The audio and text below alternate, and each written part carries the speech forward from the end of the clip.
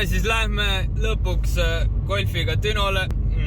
Lähme vaatame, kas Max Speedingrootsi Eco andis midagi juurde ka sellele 1.4-le. Originaalis on see 90 kilovatti ja ma ei tea, vaatame palju sellest 90-st alles on ja siis vaatame, kui palju see üldse juurde annab midagi. Oleme optimistlikud, et lubatud oli 10–30 prossa, et loodame, et vähemalt 10 siis annab juurde.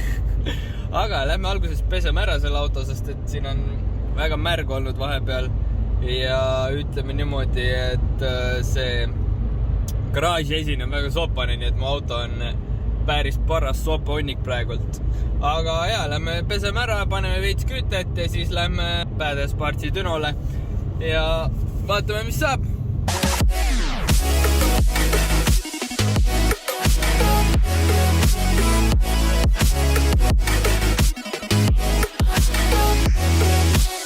Davai, lähme. Auto pestud, paak on enam-vähem täis ja lendame nüüd Dünole. Me peaks olema sealt umbes täpselt 15 minuti pärast ja teil on see paar sekundit.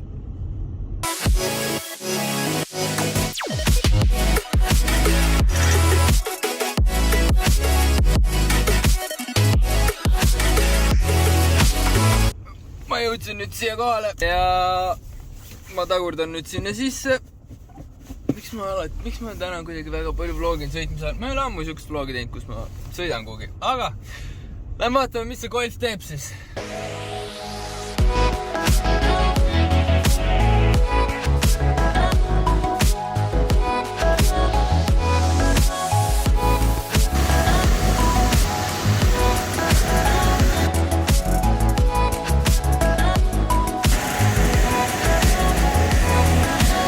Esimene ilma, teine ilma, need on ratast ehk siis mingi 70 kilovatti pigistus välja. Rehvita mu vlogi ka siis. Panime selle junni vahele ja vaatame, mis ta teeb nüüd siin siis.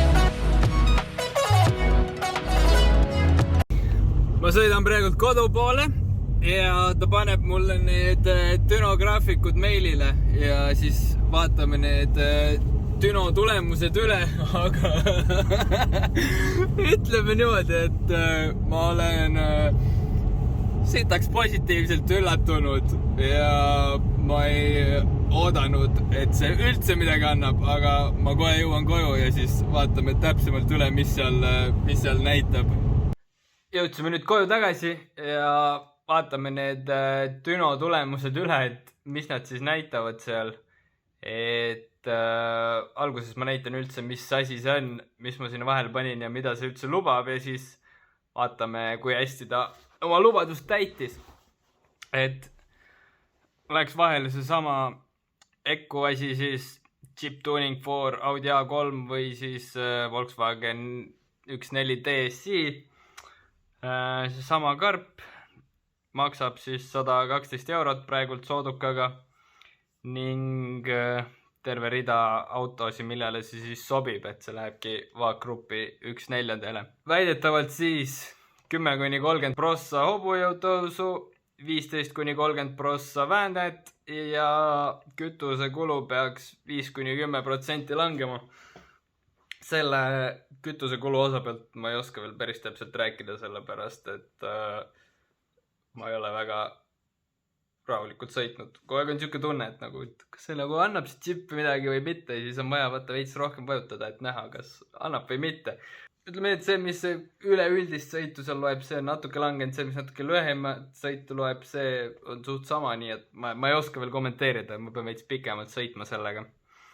Ja noh, neid on mingi 6 erinevale autole praegult. Et kuna see tekst on siin suht üldine, see siin, siis ma arvan, et see annab kindlasti suurema mootoriga autodele rohkem jõudu. Aga vaatame, palju see siis mu väiksele golfikesele andis. See on siis Düno leht. Siin sinine joon on siis esimene sõit ilma selle kiibita ja kollased või oranžid, mis iganes need on siis chipiga. Siin all on siis kirjas wheel power, see on siis mitu kilovatti ratast tuli. Ehk see on siis umbes 15 kuni 20 prossa, võtame 15 prossa. Umbes niimoodi sinna kanti vähem kui mootorist, kui nüüd ümber arvutada. Ehk siis esimene sõit ilma chipita ratast 61,5 kilovatti. See on midagi. Midagi see on. Ja väänet oli 174,5. Vääne vist oli, ma tegelikult ei mäleta, palju selle tehasest on. Kui me ümber arvutame, siis see 61,5 ratast peaks olema 70 umbes nii-öelda mootorist, mis on 20 kilovatti vähem kui tehasest. See mootor vist on natuke kulunud või hakkab midagi läbi minema. Vaatame, mis see graafik siis teeb ilma selle kiibita, et see täpiline on siis vääne ja see pidev joon siin on siis kilovatid. Siin äärtes näete on numbrid ka, all on siis kirjas pöörded. Ehk siis vääne läheb kuidagi alguses päris ülesse, siis teeb mingi siukse veidra languse siin, siis 3,5 peal uuesti tõuseb ja siis langeb nagu, see on veits normaalne, kuigi see, mis seal rääkisime, see väike jõnks on veits naljakas, et ta niimoodi teeb. Et ma ei tea, kas see peabki tehasest nii olema või mitte. Aga kui nüüd vaadata seda chipiga, siis see on 67,0 ehk see on umbes ümber arvutatult mootorist 77,05, mis siis teeb umbes 7 kilovatti või. Et nad jõudsid väga lähedale sellele, et 10% tõusu. Ja see väände tõus on ka 186,6 ehk see on ka natuke alla 10%.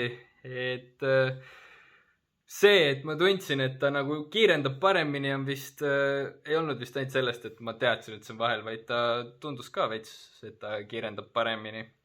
Ja ta seal Düno peal, kui ta seda peeneks andis, ta ütles, et chipiga tundus, et lähebki natukene paremini.